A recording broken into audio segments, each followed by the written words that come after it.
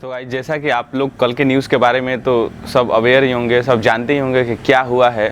बहुत बड़ी लॉस हुई है बॉलीवुड इंडस्ट्री को और ख़ासकर हमारे बिहार को, कि हमारे इतने टैलेंटेड और युवा एक्टर हमें छोड़ के चले गए और ऐसे छोड़ के चले गए कि अभी भी हमें यकीन नहीं हो रहा है कि क्या हो गया हमारे साथ। जो हुआ है काफ़ी दुखदायक है, हम भी परेशान हैं, आप लोग भी काफ़ी इससे परेशान होंगे, आपको भी अच्छा नहीं लग रहा होगा कोई भी कि क्या हो गया। तो गाइस जो हो गया वो तो हमारे हाथ में नहीं था, लेकिन अभी जो हमारे हाथ में है उसके बारे में हम लोग बात करेंगे।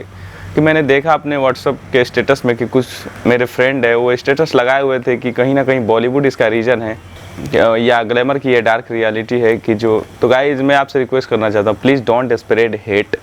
जो हो गया वो हो गया, जाने वाला हमें छोड़ के चला गया, बट हम इस चीज़ को पॉजिटिवली लेंगे और बात करेंगे जो रीज़न है उसके बारे में कि कैसे हम अपने सोसाइटी से इस चीज़ को निकाल सकते हैं। तो गाइस मेनली जो रीज़न था वो जो पता चला अभी, I am not sure, but depression का रीज़न बताया जा रहा है। तो गाइस डिप्रेशन एक ऐसी बीमारी है जो हम और आप जल्दी एक्सेप्ट नहीं करते हैं। गाइस मैं अपने एक्सपीरियंस से सब कुछ आपके साथ शेयर करने वाला हूँ।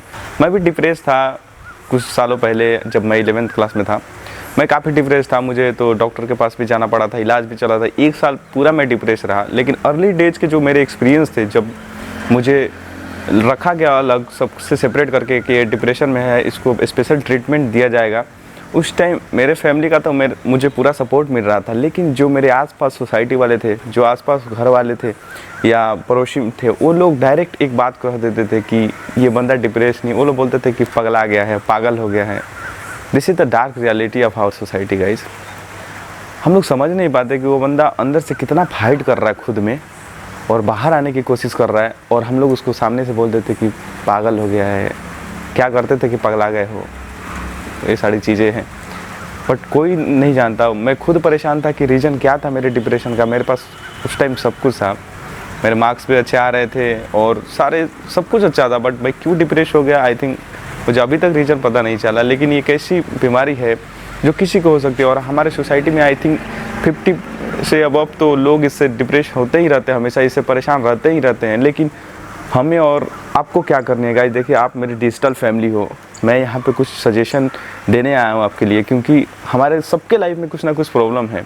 अगर हम ऐसे लाइफ से हार मानने लगेंगे तो कैसे चलेगा। तो गाइस सबसे पहले अपने को क्या करना है, मैं तो अज्यूम कर रहा हूँ कि आप सब लोग अच्छे होंगे, मेरी छोटी फैमिली है बट सब हेल्दी होंगे, सब अच्छे होंगे, अपने लाइफ में अच्छे कर रहे होंगे। लेकिन हमें वो गलती नहीं करनी है जो हमारे आसपास के सोसाइटी वाले करते हैं। अगर कोई बंदा हमें दिखता है ऐसा जो थोड़ा डिप्रेस है, उदास रहता है हमेशा, उसके मार्क्स अच्छे नहीं आते, उसकी जो ऑफिस लाइफ है वो अच्छी नहीं चल रही, कोई भी प्रॉब्लम है, तो काइंडली सपोर्ट हिम। आप उसको ये मत बोलिए कि तुम पागल हो या पागल हो गए, बोलो यार उसकी मेंटल हेल्थ सही नहीं है। फिजिकल हेल्थ अपनी सबकी होती है, मेंटल हेल्थ भी होती है। तो गाइस फिजिकल हेल्थ हर कोई इंप्रूव कर सकता है जिम जाके और फिजिकल एक्सरसाइजेस करके, बट मेंटल हेल्थ सब इम्प्रूव नहीं कर पाते हैं। तो गाइज हमें सपोर्ट करने की काफ़ी ज़रूरत है। मेरे केस में मेरे फैमिली ने काफ़ी मुझे सपोर्ट किया था, और मेरे अंदर कहीं ना कहीं से था कि आई विल फाइट बैक। मुझे पता था कि मैं डिप्रेस हूँ या एक मुझे बीमारी है, तो मैं सारे जो गूगल है और जो भी रिसोर्सेस है, जो मेरे सीनियर्स मेडिकल में थे वो मेडिकल कर रहे हैं, तो मैं उनसे बात करता था कि भैया मेरे मन में ये चल रहा है तो मुझे क्या करना चाहिए। सुसाइड के थॉट्स तो लाखों बार आए होंगे मेरे दिमाग में, बट मैं ये सोचता था हमेशा कि अगर मैं ऐसा कुछ कर लेता हूँ तो मेरे घर में मेरी बहन का शादी है, मेरे पापा अकेले हो जाएंगे यार, ऑल दिस थिंग्स।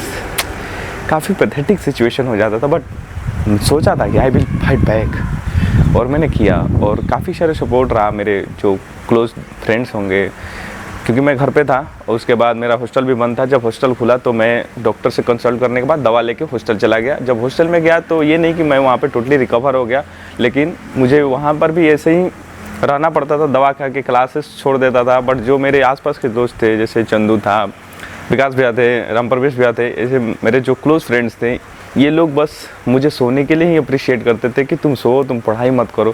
क्योंकि उस टाइम उन्होंने मुझे इतना सपोर्ट किया, एक टाइम भी नहीं बोला कि तुम भाई दूसरे फेज में चले गई हो या कुछ, बस तुम वो समझते थे, मेरे को ऐसे ट्रीट करते थे कि मैं बीमार हूँ, और वो तो मेरे कपड़े धो देते थे, मेरे बेड को लगा देते थे। तो मैं समझता था यार ये लोग मेरे लिए इतना कर रहे हैं तो आई शुड फाइट बैक। और मैं कोशिश करता था कि मैं तो ज़रूर बाहर आऊँगा, अपने को छोटी छोटी चीज़ों में खुश रखने की कोशिश करता था, और जितना हो सके दूसरे से बात करने की कोशिश करता था। कि बात तो करने मन नहीं करता था, सबसे सेपरेट और कट कर रहने मन करता था, लेकिन मैं ट्राई करता था कि मैं बात करूँगा और जो है ये प्रॉब्लम ज़रूर सॉल्व होगी। और धीरे धीरे मैं उसको सॉल्व हो गया, ख़त्म हो गया सब चीज़। लेकिन गाइस इसका डार्क तो बहुत है। मुझे लगा कि अब तक का मेरा डाउन फेज था वो, लेकिन ये साल उससे भी ख़तरनाक रहा है। इस साल ये 2020 जो दिखा दिया मैंने कभी सोचा नहीं था।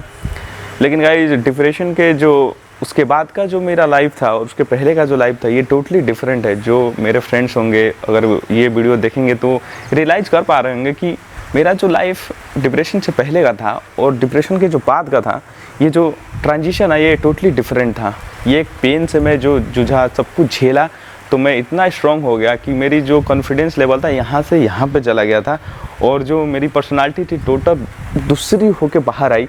और मैंने सोच ही लिया था कि और मेरे में जितनी सब कमियां थी मैं उसको वहीं छोड़ दूंगा, उसी पेज में छोड़ दूंगा, और यहाँ से मैं एक नया स्टार्ट लूँगा और सब कुछ नए तरीके से करूँगा।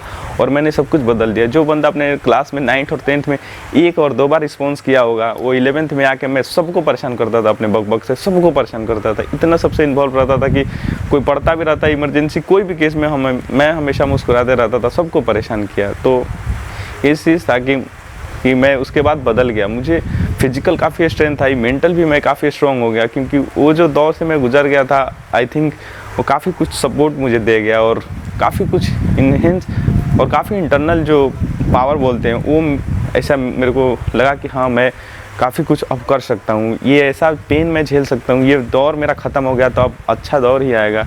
उसके बाद ऑब्वियस था मेरे रिजल्ट्स तो अच्छे नहीं आए, बट मुझे कॉन्फिडेंस इतना मिल गया कि आज मैं आप लोगों के सामने बात कर पाता हूँ। यार जो मेरे को जानते होंगे, मैं क्लास में बोलता भी नहीं था, और आज यहाँ पे मैं आप लोगों से बात करता हूँ, एक छोटी सी फैमिली भी बना चुका हूँ। तो गाइज मेरा रिक्वेस्ट आप लोगों से कि प्लीज़ ऐसे हेट ना फैलाएं। आपके आसपास जो है उसका केयर करें, अपने फैमिली मेम्बर का केयर करिए। बीमारी किसी को भी हो सकती है, बट हमें और आपको मिलके इसको दूर करना है। ये बीमारी है, नॉट कोई पागल हो गया या समथिंग, उसे हमें कहना ही नहीं है किसी को, बस उसका केयर करना है।